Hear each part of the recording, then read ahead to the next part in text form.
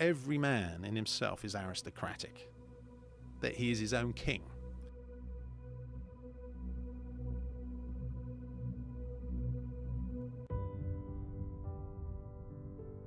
He takes a sojourn into the material world, has to climb up all the different rungs on the ladder, and ultimately has to return to himself.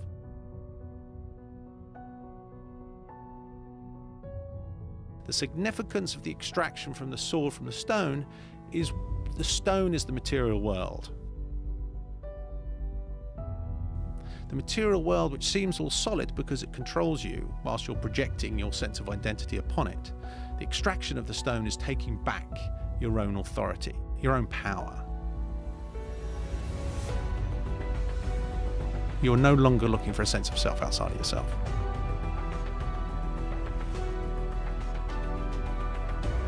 And then you have to face the demons that you've created in your history by facing them and fighting them and owning them.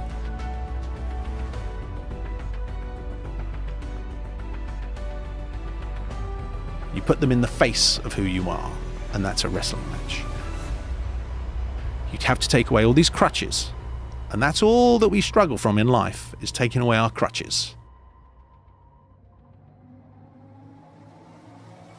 You've got to take away all these crutches and stand as the man that you are, and you're liberated from your whole thing.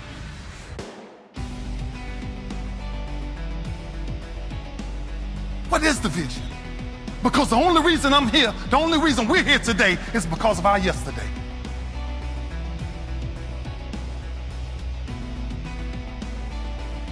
Everything I've been through has defined who I am right now. So what's the goal? What's the vision?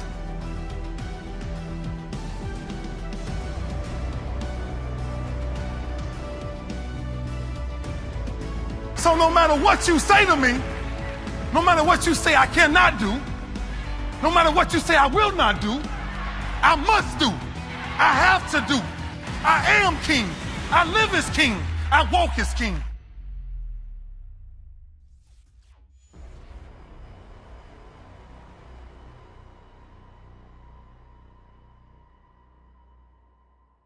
Every man in himself is aristocratic, that he is his own king.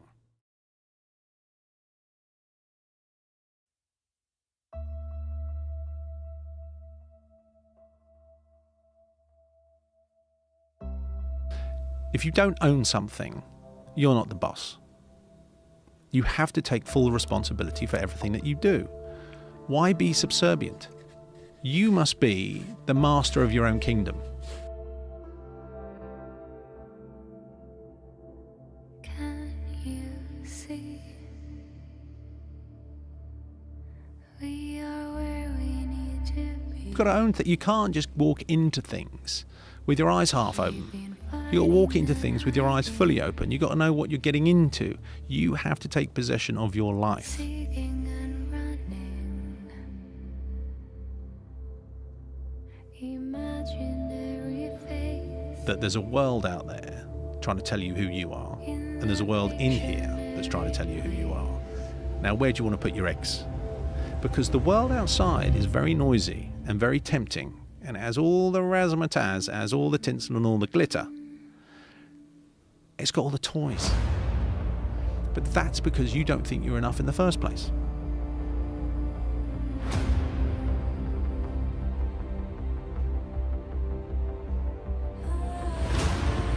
So the world will try and tell you who you are, and you have to tell yourself who you are.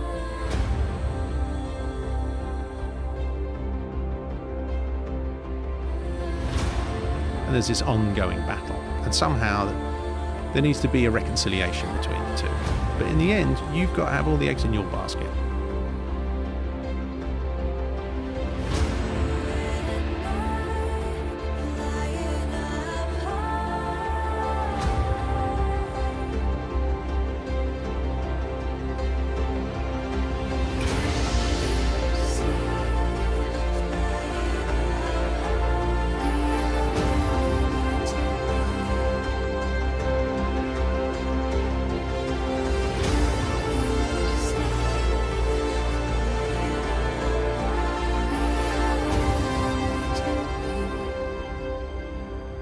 The external world is I'm asking you to tell me who I am. That's what we're all playing at. And as soon as you start playing that game, we run into all sorts of trouble. Call it the ego, call it whatever you want to call it. But that's the dynamic that we're in. And somehow we have to give ourselves enough confidence to reassure ourselves that we are enough.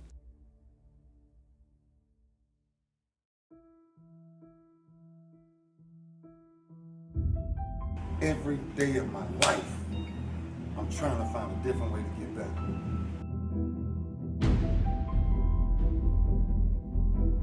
That's where we at. And this is our new day. Our new day is to stand up and take back and reclaim who we are. We were kings from day one, and we will die as kings and queens.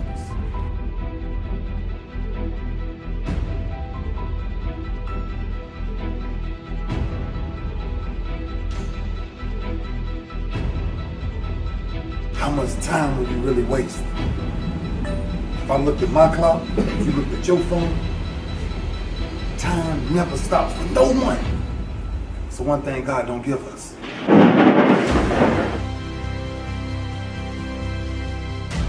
It's your time. It's your time. Now the question is, what will you do to make sure it's your time? When your time is ready, will you be ready? That's what I do, man. That's all I do.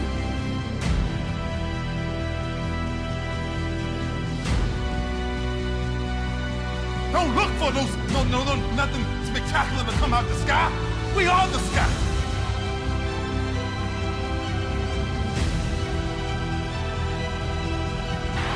What we looking to change, we must change. And the only way to change it is make sure you ain't doing the same thing every day of your life. If an alarm clock is waking you up every morning, we might find ourselves confused in 10 years. Every man in himself is aristocratic, that he is his own king.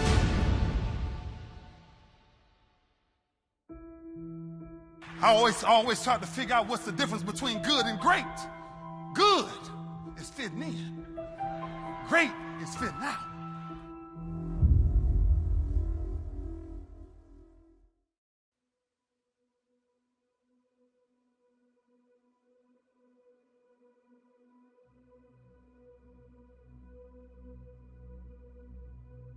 It's time to figure out whatever majority is doing, I'm gonna find myself doing the opposite.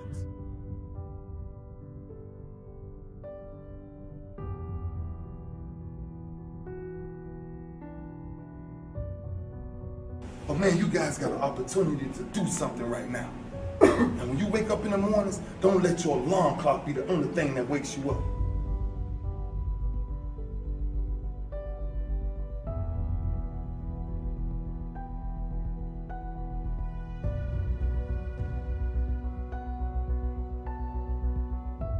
How do you step into bravery? Step.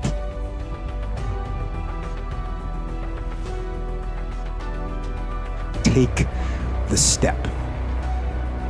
Step aggressively towards your fear. And that step towards your fear is the step into bravery. We're scared of what we don't know. And there is only one way to learn and to know, and that is to confront that fear. You have to step.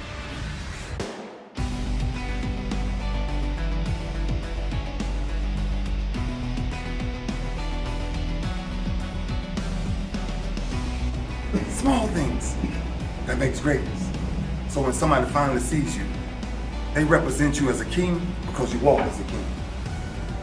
And until you set your mindset to think like a king, then you stay where everybody else is at. And that's the place I didn't want to stay. I wanted to go way beyond that. And that's what I'm still chasing to this day.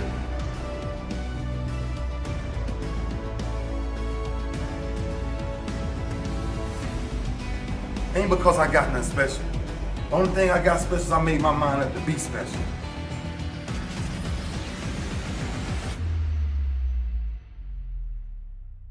Greatness is a lot of small things done well, stacked on top of each other.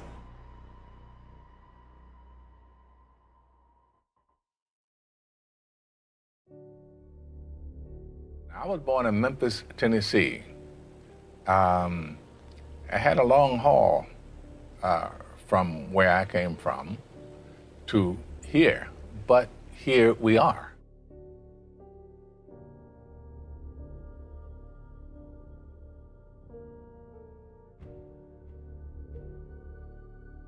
Courage. Courage is the key to life itself. There are a lot of people who are born in situations where they say, well, I'll never get out of this. So they won't.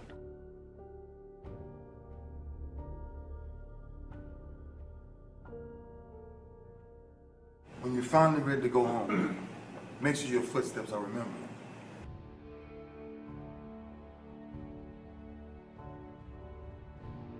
I say to people who say, well, I would like to have done so and so and so. So, well, you could have done it. So, well, I couldn't get out of here. Man, the bus runs every day.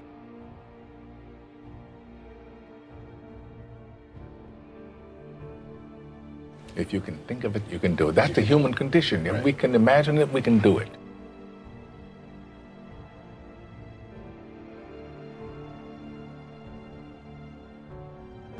Don't ever let a day go by that you waste, because that's a day you can never get back.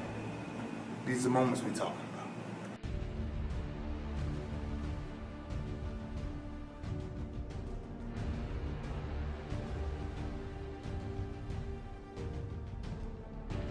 The awful truth is that life is easy. Living, truly living, chasing a dream and truly living is hard. Living is a bitch. Living is tough, especially when you switch it and you ask yourself, what am I dying to do? What is it that puts that fire in my heart? Answering that question isn't the end, though. That's really just the spark. Because once you get that fire burning, you need to feed it.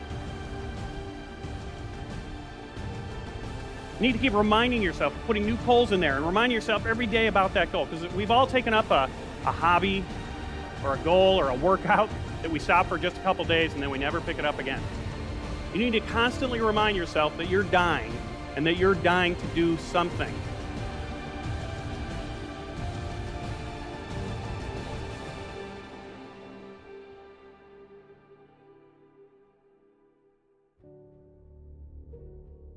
Because the minute you forget, life creeps right back in. And life is easy. We're all dying. But if you're not chasing your dream, you're already dead.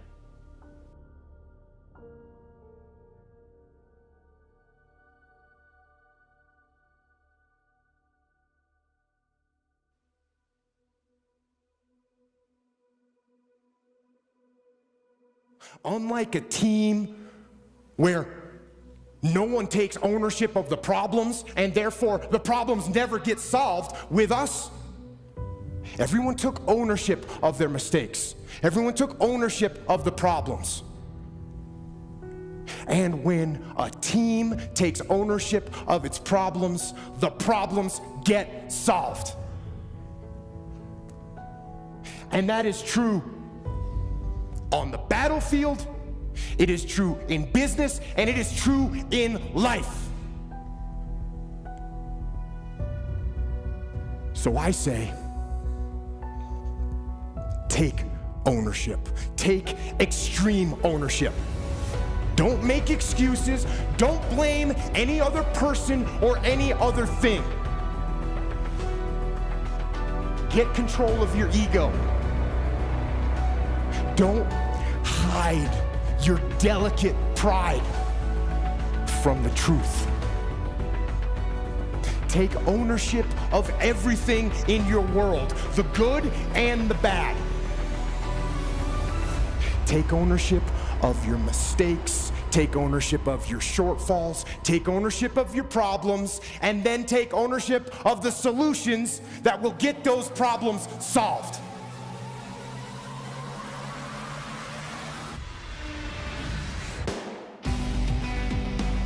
Take ownership of your mission. Take ownership of your job, of your team, of your future, and take ownership of your life.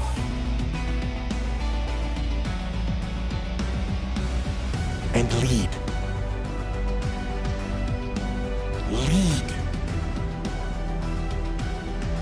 Lead yourself and your team and the people in your life. Lead them all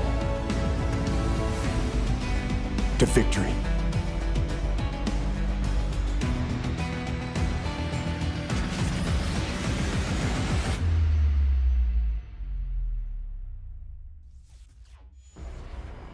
Every man in himself is aristocratic, that he is his own king.